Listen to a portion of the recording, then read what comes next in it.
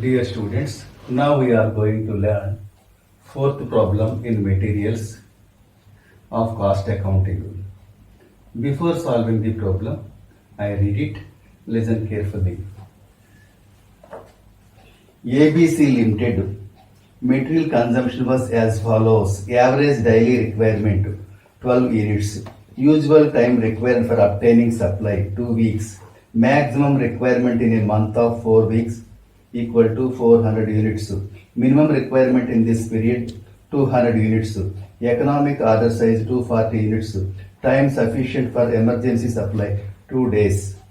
Find out maximum, minimum, ordering, danger and average stock levels. In Telugu, ABC limited వారి material వినియోగము క్రింది విధంగా ఉంది. సగటున రోజుకు అవసరమైన యూనిట్లు 12. సరుకు సరఫరాకు పట్టే కాలము 2 వారాలు. నెలలోని 4 వారాలకు గరిష్టంగా కావలసిన యూనిట్లు 400. ఈ కాలంలో కనిష్టంగా కావలసిన యూనిట్లు 200. ఆదాపూర్వక పరిమాణము 240 యూనిట్లు. అత్యవసర సరఫరాకు సరిపోయే కాలం 2 రోజులు. గరిష్ట, కనిష్ట, ఆర్డరింగ్, సగటు మరియు ప్రమాద నిల్వ స్థాయిలను లెక్కించుము. ఫస్ట్ మనం ఏం చేయాలంటే reordering level is equal to maximum consumption into maximum delivery period, maximum usage into maximum delivery period. ఇక్కడ మనకి వారానికి ఎప్పుడు కూడా ఒక వారానికి 6 డేస్గా తీసుకోవాలి, ఒక వారానికి 6 పని దినాలుగా తీసుకోవాలి. అంతేకాకుండా in the absence of information usual lead time required 2 weeks is did as maximum, minimum and ordering level. అంటే దాని అర్థం ఏంటంటే ఒక వారానికి 6 దినాలు పని దినాలుగా భావించాలి. ఆర్డరింగు కనిష్ట, గరిష్ట స్థాయిలకు 2 వారాల కాలాన్ని ప్రమాణంగా తీసుకోవాలి. ఇక్కడ మనకి 2 వారాలకు మనం అన్ని లెవెల్స్ని తీసుకోవాలి. ఏమిటవి? మ్యాక్సిమం లెవెల్ కానీ, మినిమం లెవెల్ కానీ, ఆర్డరింగ్ లెవెల్ కానీ. ఇప్పుడు గరిష్ట వినియోగం ఏం చెప్పాడంటే 4 వారాల కాలానికి 400 యూనిట్లు అంట.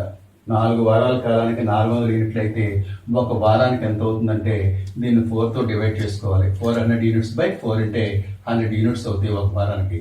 ఇంటూ 2 వీక్స్ తీసుకోమని చెప్పాడు మనకి. ఇంటూ 2 వారాలు. 100 ఇంటూ 2 అంటే 200 యూనిట్స్ అవుతుంది అనమాట.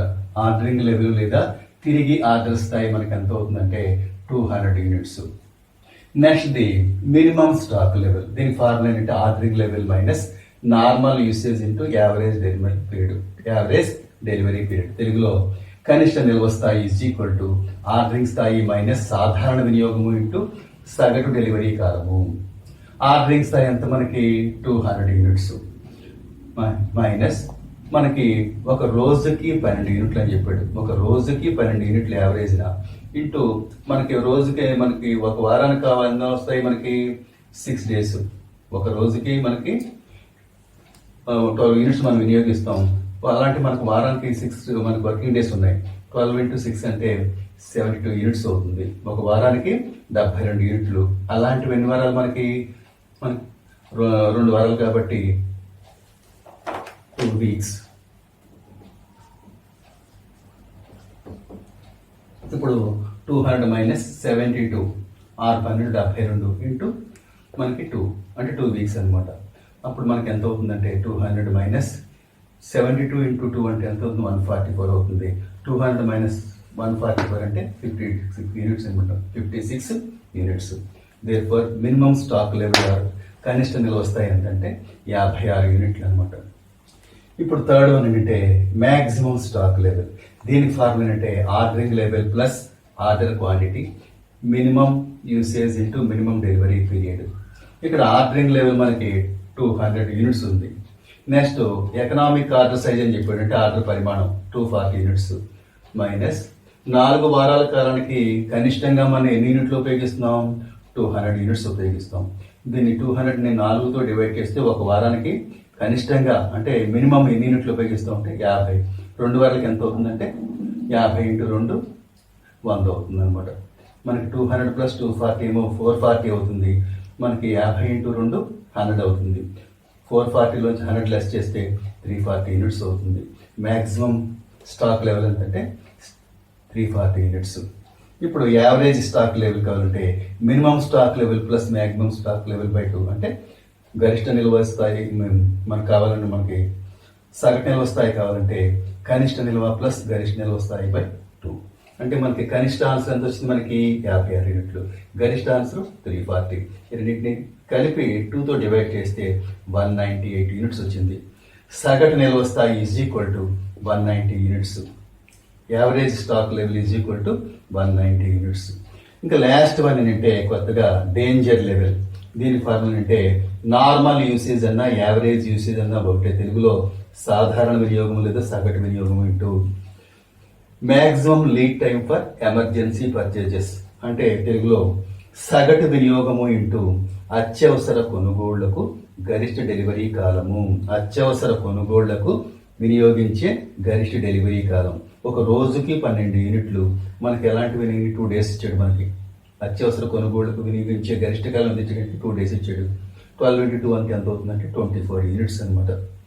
డేంజర్ లెవెల్ ఎంత అంటే therefore danger level is equal to 24 units. So problem is over. Thank you. Dear students, now we are going to learn economic order quantity of materials of cost accounting. ఇప్పుడు మనం economic order quantity problems నేర్చుకుందాం. ఇది 5 marks problem. Already మీకు 19th ప్రాబ్లంలో మనం ఈ point వచ్చింది. First compute economic order quantity, తెలుగులో ఆదాయపూర్వక పరిమాణం అంటాం. ఎకనామిక్ ఆర్డర్ క్వాంటిటీ అంటే ఏ పరిమాణంలో మెటీరియల్ కొనుగోలు చేస్తే ఖర్చులు కనిష్ట స్థాయిలో ఉంటాయో ఆ పరిమాణాన్ని మనం ఏమని పిలుస్తాం అంటే ఎకనామిక్ ఆర్డర్ క్వాంటిటీ లేదా ప్రాఫిటబుల్ ఆర్డర్ క్వాంటిటీ అని కూడా అంటారు. దీన్ని లాభదాయకమైన ఆర్డర్ పరిమాణం అంటాం అన్నమాట. దీనికి యాన్యువల్ కన్జంప్షన్ అంటే వార్షిక వినియోగం మనం 6000 యూనిట్లు ఉపయోగిస్తూ ఉంటాం. ఆర్డరింగ్ కాస్ట్ పర్ 1 యూనిట్, ఒక ఆర్డర్ పెట్టుకోవడానికి అయ్యే వ్యయం ఎంత అంటే ఒక యూనిట్ని ఆర్డర్ చేయాలంటే మనకి అయ్యే వ్యయం 60 రూపాయలు. Cost of material per unit అంటే మెటీరియల్ యొక్క ప్రైస్ ఎంత ఇచ్చాడంటే 20 రూపాయలు ఇచ్చాడు. Annual carrying cost for 1 unit 10% of material value. Material value అంటే ఈ మెటీరియల్ వాల్యూలో మనకి 10% ఏమవుతుందంటే మనకి నిర్వహణ ఖర్చుల కింద అంటే క్యారింగ్ కాస్ట్ కింద అవుతుంది అనమాట. ఇప్పుడు ఎకనామిక్ ఆర్డర్ క్వాంటిటీ దాని తెలుగులో సింపుల్గా ఈ ఇంగ్లీష్ ఆదాయపూర్వక పరిమాణం అంటాం. సింపుల్గా ఇంగ్లీష్లో ఏమంటారంటే ఈఓక్యూ అంటే ఆదాయపూర్వక economic order quantity is equal to √2 into CO/I. మీకు చెప్పాను మీకు 2 మామూలుగానే. సి అంటే యాన్యువల్ కన్జంప్షన్ వార్షిక వినియోగం, ఓ అంటే ఆర్డరింగ్ కాస్ట్, ఐ అంటే మనకి క్యారియింగ్ కాస్ట్. ఇప్పుడు మనకి ప్రాబ్లంలో చూద్దాం. 2 ఫార్ములా ఉంది కాబట్టి 2 into యాన్యువల్ కన్జంప్షన్ మనకి 6000 యూనిట్స్, నెక్స్ట్ ఆర్డరింగ్ కాస్ట్ ఓ అంటే 60 రూపాయలు బై మనకి ఐ ఎలా వస్తుందంటే ఈ మెటీరియల్ మనకి వాల్యూ మీద మనం ఏం చేయాలంటే 10% క్యాల్కులేట్ చేయాలి. 20 మీద 10% అంటే 2 రూపీస్ వస్తుంది. అదే మనకి ఐ అవుతుంది. దీన్ని సింప్లిఫై చేస్తే మనకి ఏమవుతుందంటే √60,000 వస్తుంది. దాన్ని రూట్ నుంచి మనం బయటకు తీస్తే 600 units. Therefore EOQ is equal to 600 units. ఈ ప్రాబ్లం అయిపోవర్. Find out economic order quantity from the following. క్రింది వివరాల నుండి ఆదాయపూర్వక పరిమాణాన్ని లెక్కించము. యాన్యువల్ యూసేజ్ వార్షిక వినియోగం 1,20,000 యూనిట్లు. Cost of placing for 1 order ఒక ఆర్డర్ పెట్టడానికి అయ్యే వ్యయం 60 రూపాయలు. Annual carrying cost 10% of material value. ఇప్పుడు మనకి EOQ is equal to 2 into CO/I. √2 అంటే మనకి ఫార్ములా ఉంది. నెక్స్ట్ 1,20,000 యూనిట్స్, మనకి ఆర్డరింగ్ కాస్ట్ ఏమో 60 రూపాయలు. వాడు 10% అని చెప్పాడు. మనకి మెటీరియల్ ప్రైస్ ఇవ్వలేదు కాబట్టి 10/100 వేసుకుంటాం. అప్పుడు √2 into 1,20,000 ఇంటూ మనకి 60 ఇంటూ ఇక్కడ ఎప్పుడైతే ఈ 100 మనకి డివైడ్ చేస్తుంది కాబట్టి ఇక్కడ సింపుల్గా ఉందంటే మల్టిప్లై చేస్తుంది కాబట్టి దాన్ని మనం పైన వేస్తాం. వేసి దాన్ని సింప్లిఫై చేస్తే 14,40,000 వచ్చింది. అప్పుడు దాన్ని రూట్లోంచి డివైడ్ చేసి మనం బయటకు తీసుకొస్తే 12,000 యూనిట్స్ వచ్చింది అనమాట. Therefore EOQ is equal to 12,000 యూనిట్లు అనమాట. ఆదాయపూర్వక పరిమాణం ఎంత అంటే 12,000 యూనిట్లు. ప్రాబ్లం అంటే ఫైండ్ అవుట్ ఈఓక్యూ ఆదాయపూర్వక పరిమాణాన్ని కనుగొనము. యాన్యువల్ యూసేజ్ వార్షిక వినియోగం 1,800 యూనిట్లు. ది ప్రైస్ పర్ యూనిట్ ఒకటికి మెటీరియల్ ప్రైస్ ఎంతంటే 32 rupees. Ordering cost 2 rupees per unit.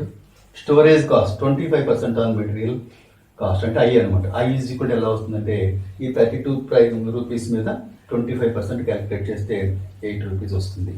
అప్పుడు ఫార్ములా ఎప్పటిలాగే 2 into C O by I root over 2 into C O by I root over 2 into మనకి annual usage consumption ఎంత ఇచ్చాడంటే వార్షిక వినియోగం 10,000 యూనిట్లు ఇంటూ మనకి ఆర్డరింగ్ కాస్ట్ అంటే ఆర్డర్ వ్యయం ఎంత అంటే 2 రూపీస్ బై మనకేమో ఐ ఎంత వచ్చిందంటే 8 రూపీస్ వచ్చింది. దీన్ని సింప్లిఫై చేస్తే 7,200 బై 8 అనమాట. Root over 7,200 by 8.